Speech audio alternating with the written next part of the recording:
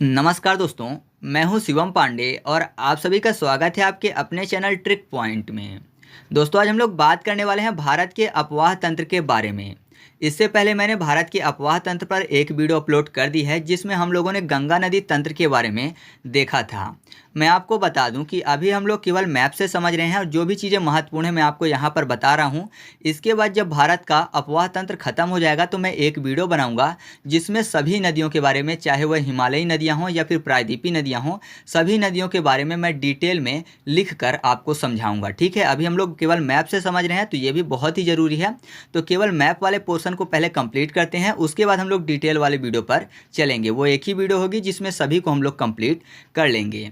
तो पिछली वीडियो में हम लोगों ने गंगा नदी तंत्र के बारे में जाना था। तो अब हम लोग बात कर लेते हैं सिंधु नदी तंत्र के बारे में। जो सिंधु नदी है, यह सिंधु नदी तंत्र की सबसे बड़ी नदी है। मैं आपको बता दूं, जो सिंधु नदी है यह तिब्बत में मानसरोवर झील के पास एक ग्लेशियर पड़ता है, सानो क्यवाब ग्लेशियर। तो सानो क्यवाब ग्लेशियर से निकलती है और आगे चलकर यह हिमालय पर्वत को काटकर दमचौक के निकट भारत में प्रवेश करती है। सिंधु नदी एक पूर्ववर्ती नदी है। पूर्ववर्ती नदी का मतलब ये नहीं है कि पूर्व दिशा से बहती है, बल्कि यह है कि हिमालय पर्वत के निर्माण से पहले ये नदी थी। ठीक है, मतलब पहले से ये नदी बह रही थी, तो यह एक पूर्ववर्ती नदी है। यहाँ से एक सतलज नदी निकलती है, वो भी पूर्ववर्ती नदी है, और ब्रह्मपुत्र नदी जो निकलती है वो भी एक पूर्ववर्ती नदी है। ठीक है, तो याद रखिएगा कि सिंधु नदी एक पूर्ववर्ती नदी है जो आगे चलकर, जो कि मैंने आपको पहले ही बताया कि ये हिमालय पर्वत को काट के आगे आती है, दमचौक के निकट भारत में प्रवेश करती है। इसके बाद जो महान हिमालय था उसके 3 महत्वपूर्ण यहाँ पर श्रेणियाँ थी, काराकोरम, लद्दाख और जास्कर। तो ये लद्दाख श्रेणी को थोड़ा सा काटती है और फिर उसके दूसरे ओर से बहती हुई जाती है, मतलब लद्दाख और जास्कर के बीच में बहती हुई आगे बढ़ती है। फिर जब ये नंगा पर्वत के पास पहुंचती है तो नंगा पर्वत के उत्तर में एक स्थान है जिसका नाम है बुंजी। तो बुंजी में ये लद्दाख श्रेणी को जब काटती है तो वहाँ पर एक गार्ज का निर्माण करती है, जो कि भारत का सबसे गहरा गार्ज है। ठीक है, ये गार्ज जो है लगभग 5200 मीटर गहरा है, मतलब आप ऊपर खड़े होकर देखेंगे तो 5 किलोमीटर नीचे गहराई में सिंधु नदी आपको बहती हुई दिखाई देगी। ठीक है, और फिर आगे यह चिल्लास के निकट पाकिस्तान में प्रवेश कर जाती है। तो ये चीज़ था महत्वपूर्ण आपको सिंधु नदी तंत्र के बारे में समझना। अब इसके संबंध में कुछ और नदियां हैं जो कि इससे आकर मिलती हैं। तो मैंने आपको बताया कि लद्दाख और जास्कर के बीच में सिंधु नदी बहती हुई आगे बढ़ती हैं। तो जास्कर रेंज से एक महत्वपूर्ण नदी निकलती है जिसका नाम है जास्कर नदी, और ये सिंधु नदी में बाएं ओर से जाकर मिल जाती है। मैंने आपको पहले ही बताया कि बायां और दायां कैसा डिसाइड करेंगे। जिधर नदी का मुख है उधर मुख करके खड़े हो जाना है और देखना है अपना बायां कौन सा है, अपना दायां कौन सा है। तो जो जास्कर नदी है वो सिंधु नदी में बाएं तट से आकर मिल जाती है। इसके बाद जब आगे बढ़ते हैं तो यहाँ पर सिंधु नदी में दाएं तट से आकर श्योक नदी मिलती है। जो श्योक नदी है वो रेमो ग्लेशियर से निकलती है। जब रेमो ग्लेशियर से श्योक नदी निकलती है तो इधर से आकर गलवान नदी जो है उसको ज्वाइन कर लेती है, मतलब श्योक नदी के बाएं तट से आकर ज्वाइन कर लेती है कौन सी, गलवान नदी।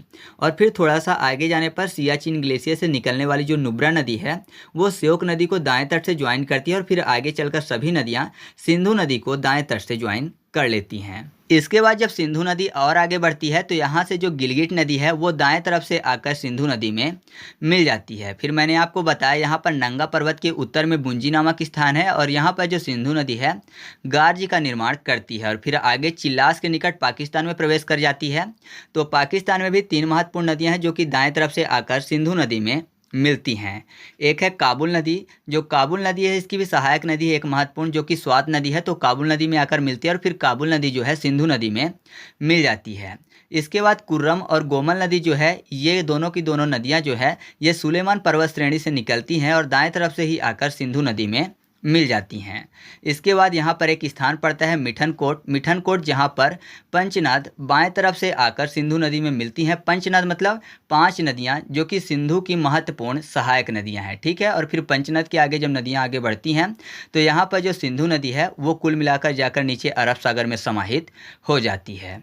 ठीक है, तो अब हम लोग पंचनद के बारे में बात कर लेते हैं। तो पंचनद में सबसे पहले हम लोग बात कर लेते हैं, वो नदी है चिनाब नदी। जो चिनाब नदी है वो हिमाचल प्रदेश के बारालाचा दर्रे के दोनों तरफ से 2 धाराओं के रूप में, या फिर बोले कि 2 सरिताओं के रूप में निकलती है। एक का नाम होता है चंद्रा और एक का नाम होता है भागा। चंद्रा और भागा आगे चलकर एक हो जाती हैं और चिनाब नदी के रूप में आगे बढ़ती हैं और ये आकर पंचनद, जहाँ पर मैंने आपको बताया मिठानकोट, यहाँ पर आकर सिंधु नदी से मिल जाती हैं। इससे पहले यहाँ पर एक स्थान पड़ता है झांग। झांग में जो है चिनाब नदी से झेलम नदी जो है आकर मिलती है। झेलम नदी जो कि शेषनाग झील से निकलती है और बूलर झील से प्रवाहित होते हुए आकर झांग में चिनाब नदी से दाएं तट से मिल जाती है। साथ ही जो झेलम नदी है इसकी महत्वपूर्ण सहायक नदी है किशन गंगा नदी। जो किशन गंगा नदी है वो किशनसर झील से निकलती है और आगे चलकर झेलम में मिल जाती है और फिर बाद में झेलम जाकर कहाँ मिलती है, चिनाब में मिल जाती है, झांग के पास। ठीक है। इसके बाद यहाँ से एक नदी निकलती है रोहतांग दर्रे के पास से, हिमाचल प्रदेश से, जिसका नाम है रावी नदी। रावी नदी जो है वो झांग के आगे जाकर चिनाब नदी में बाएं तट से मिलती है। ठीक है। तो यहाँ पर आपको 3 नदियाँ हो गई, एक चिनाब हो गया, एक रावी हो गया और एक झेलम हो गया। इसके बाद एक और नदी है जिसका नाम है सतलज नदी। जो सतलज नदी है वो मानसरोवर तिब्बत में राकस ताल या फिर राक्षस ताल नामक झील से निकलती है और आगे जब बढ़ती है तो यहाँ पर इसको स्पीति नदी ज्वाइन करती है। उसके बाद यहाँ पर एक स्थान पड़ता है हरिके जो कि पंजाब में पड़ता है। तो यहाँ पर इसके दाएं तरफ से एक नदी आकर मिलती है जिसका नाम है ब्यास नदी। ठीक है। ब्यास नदी जो कि ब्यास कुंड से निकलती है हिमाचल प्रदेश से और हरिके नामक स्थान जो कि पंजाब में पड़ता है यहाँ पर आकर सतलज नदी से मिल जाती है। और फिर आगे चलकर जो सतलज नदी है वो मिठनकोट से थोड़ा सा पहले पंचनद में शामिल हो जाती है। ठीक है।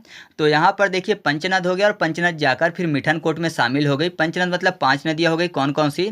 तो एक हो गई सतलज नदी, दूसरा ब्यास नदी, तीसरा रावी, चौथी चिनाब और पांचवा झेलम नदी। ठीक है। तो ये जो नदियाँ हैं यही बोली जाती है पंचनद। और यहाँ पर जो हरिके नामक स्थान है, मैं आपको बता दूं कि हरिके नामक स्थान से ही एक महत्वपूर्ण नहर निकलती है जो है इंदिरा गांधी नहर। इंदिरा गांधी जो नहर है ये भारत की सबसे लंबी नहर है। ठीक है। तो याद रखिएगा वो कहाँ से निकलती है, हरिके नामक स्थान से जो कि पंजाब में पड़ता है। तो ये थी चीज़ें महत्वपूर्ण सिंधु नदी तंत्र के संबंध में। कुछ और चीज़ें हैं जो मैं आपको बता दूं, जैसे कि जो सिंधु नदी की कुल लंबाई है वो है 2880 किलोमीटर, लेकिन भारत में यह 1114 किलोमीटर ही प्रवाहित होती है। साथ ही साथ आपको यह भी जानना महत्वपूर्ण है कि जो सिंधु नदी है यह केवल लद्दाख में ही प्रवाहित होती है। ठीक है। सिंधु नदी तंत्र की बात नहीं हो रही है बल्कि सिंधु नदी की बात हो रही है। तो सिंधु नदी जो है वह केवल लद्दाख में ही प्रवाहित होती है। साथ ही साथ जैसे कि मैंने आपको बताया था जो चिनाब नदी है वो 2 नदियों से मिलकर बनती है, चंद्रा और भागा, है ना। तो चंद्रा और भागा जो है वो इकट्ठा कहाँ पर होती हैं, तो यहाँ पर एक स्थान पड़ता है जिसको बोलते हैं तांडी। ठीक है। तांडी जो है वो किलांग के पास पड़ता है। तो यहाँ पर ये दोनों नदियाँ इकट्ठा हो जाती हैं हिमाचल प्रदेश में। ठीक है। तो यहीं से इसका नाम क्या हो जाता है, चिनाब हो जाता है। और साथ ही साथ आप ये भी याद रखिएगा कि जो सतलज नदी है वो 120 किलोमीटर की भारत पाकिस्तान सीमा बनाती है। इसके अलावा जो झेलम नदी है वो 170 किलोमीटर की भारत पाकिस्तान की सीमा बनाती है। मतलब भारत और पाकिस्तान की सीमा में बहती है झेलम नदी 170 किलोमीटर में और जो सतलज नदी है वो 120 किलोमीटर में बहती है। ठीक है।